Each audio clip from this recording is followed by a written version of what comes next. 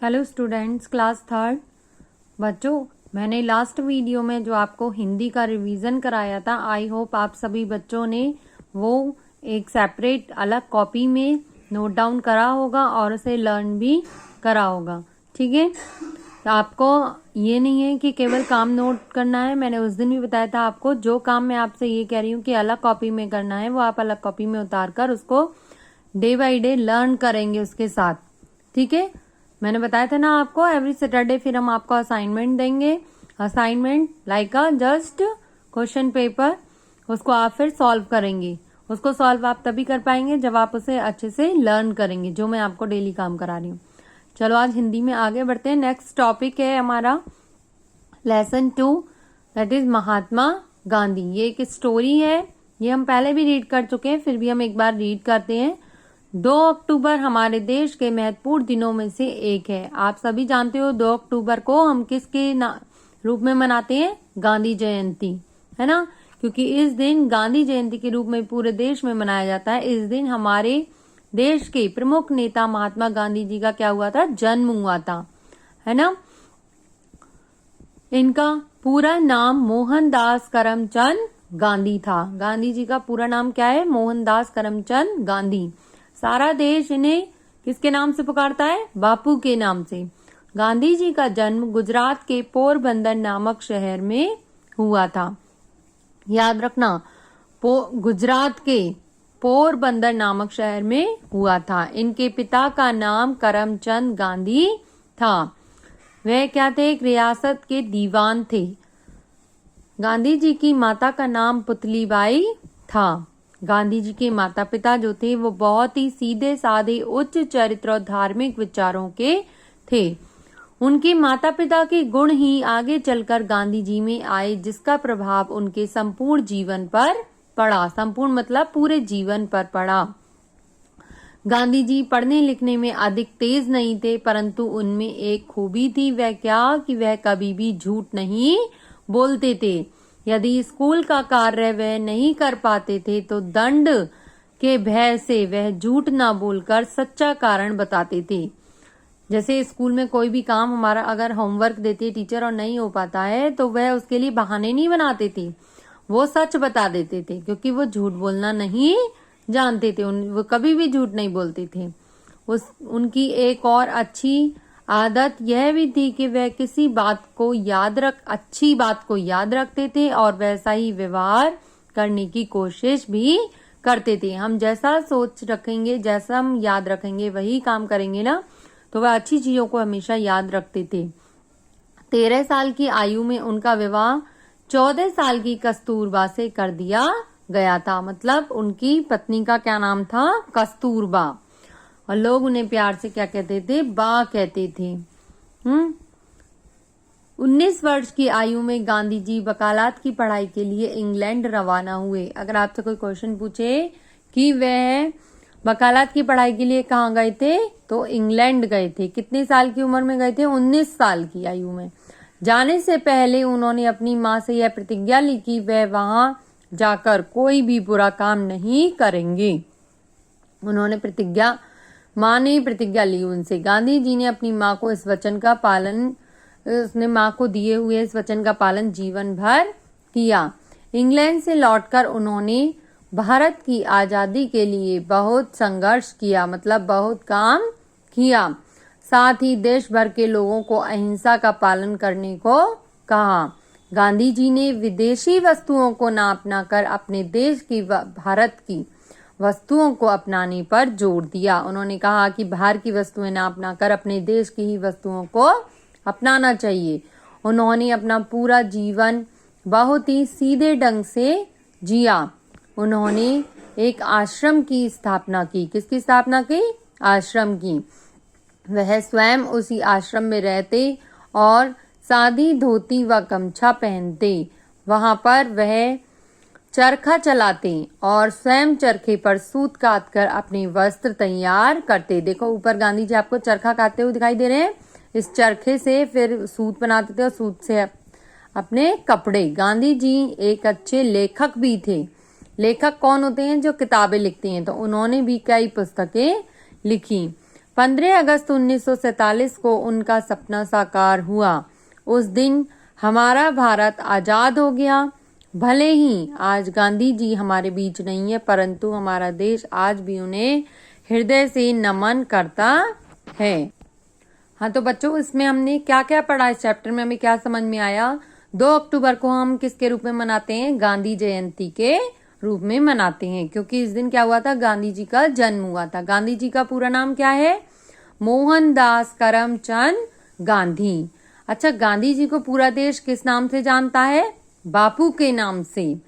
गांधी जी का जन्म कहाँ हुआ था? गुजरात के पोरबंदर नामक शहर में हुआ था। देखो यहाँ पर हम अंडरलाइन कर लेंगे, गुजरात के पोरबंदर नामक शहर में हुआ था। इनके पिताजी का नाम करमचंद गांधी था, वह रियासत के दीवान थे। गांधी जी की माता का नाम पुतलीबाई था। गांधी जी में आगे चलकर किसके गुण आए थे? माता पिता के, क्योंकि उनके माता पिता कैसे थे? बहुत ही उच्च चरित्र, धार्मिक विचारों वाले थे, सीधे साधे थे, है ना। और गांधी जी में एक गुण क्या था कि वो कभी भी झूठ नहीं बोलते थे।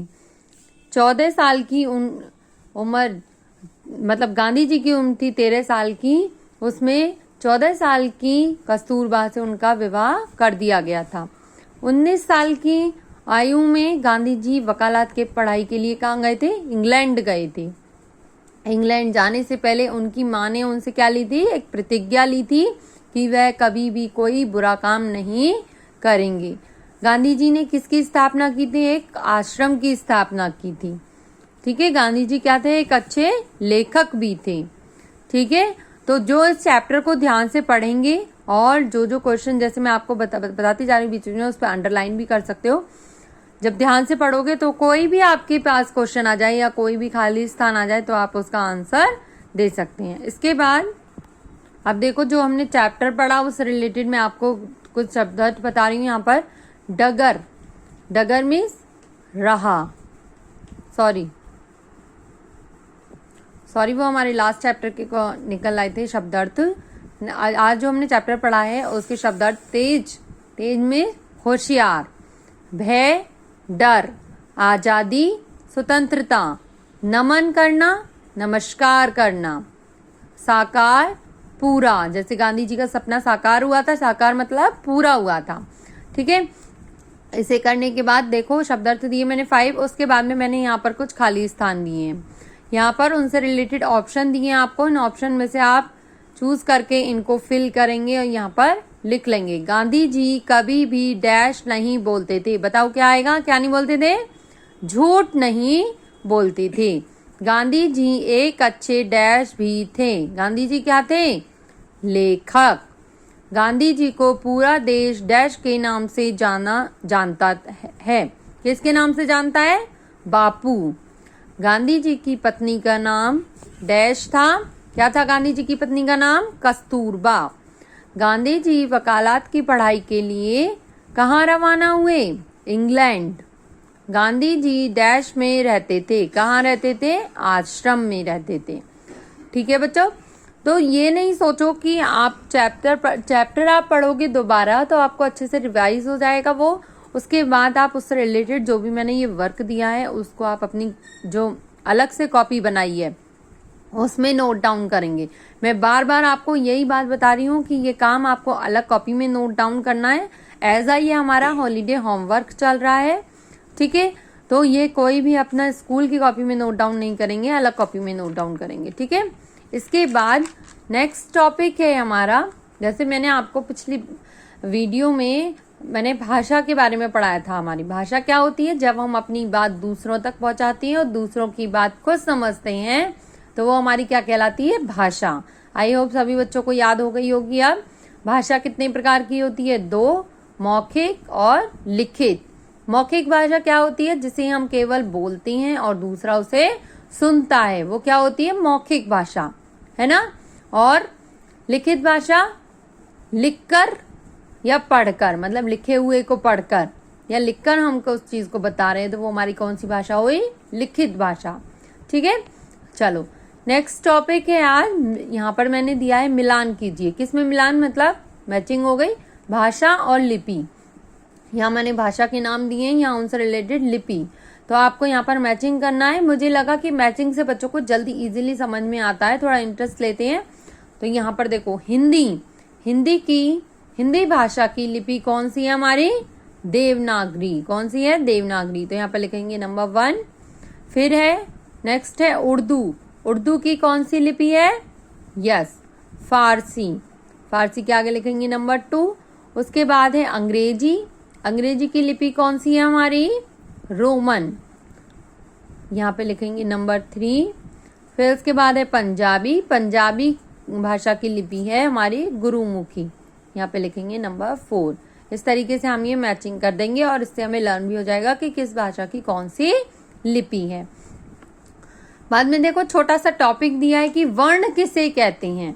छोटी से छोटी ध्वनि को वर्ण कहते हैं। सबसे छोटी ध्वनि को हम क्या कहते हैं? वर्ण कहते हैं। वर्ण कितने प्रकार के होते हैं? 2 प्रकार के होते हैं, स्वर और व्यंजन। स्वर क्या होते हैं हमारे? जो ए से लेकर अंग तक होते हैं वो होते हैं हमारे स्वर। स्वर की संख्या कितनी होती है हमारे? 11। और व्यंजन क से लेकर ज्ञ तक जो होते हैं वो होते हैं हमारे व्यंजन की संख्या होती है हमारी 33। ठीक है बच्चों, तो ये आप हिंदी का इतना वर्क अपनी कॉपी में नोट डाउन करेंगे और सबसे मेन इंपॉर्टेंट इसे लर्न करेंगे।